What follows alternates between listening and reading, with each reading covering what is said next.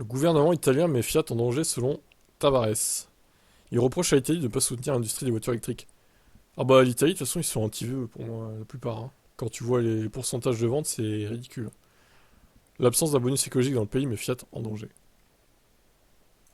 Il y a quelques jours, Stellantis a annoncé que son usine de Mirafiori à Turin allait stopper sa production pour plusieurs semaines.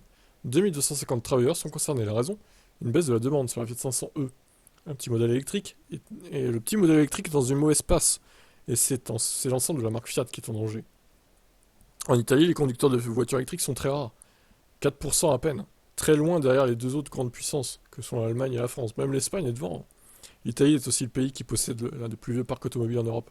Jusqu'ici, les autorités n'ont déployé aucune aide afin d'accélérer la transition vers l'électrique. Mais ça devrait changer. Dans les prochains mois, le gouvernement Meloni prévoit d'investir de 930 millions d'euros. Un bonus de 13 750 euros pourrait être versé aux personnes dont le revenu annuel est inférieur à 30 000 euros. Pardon? Alors là, attendez, mais il passe de zéro bonus à un bonus monstrueux de 13 750 euros. En plus, inférieur à 30 000 euros, bon, ça va concerner, je pense, pas mal de monde au final. C'est pas genre comme la France à moins de 15 000, quoi.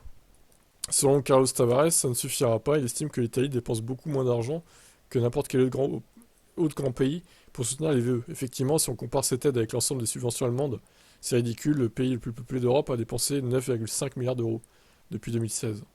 Le patron de Stellantis a fait part de ses inquiétudes au sujet de l'avenir de Fiat. Selon lui, la conséquence, c'est que nous perdons en Italie des produits manufacturés que nous pourrions fabriquer. Nous avons déjà perdu 9 mois de production à Mirafiori. Quoi qu'il en dise, les autorités en place ont le pouvoir d'encourager ou de décourager le passage à l'électrique. Comme la plupart des populistes, Giorgia Meloni n'a jamais été une grande défenseuse des intérêts écologiques, et encore moins de la voiture électrique. Pourtant, le gouvernement italien souhaiterait que Stellantis augmente sa production en Italie pour atteindre 1 million d'euros par an. Le groupe n'y arrivera pas sans un soutien financier conséquent. Tavares demande un coup de pouce aux autorités. Il souhaite notamment obtenir une réduction des coûts énergétiques et un grand plan d'incitation pour accélérer la vente des voitures électriques dans le pays. Les Italiens n'attendent que ça. Alors honnêtement, je suis pas sûr qu'ils attendent que ça, les Italiens.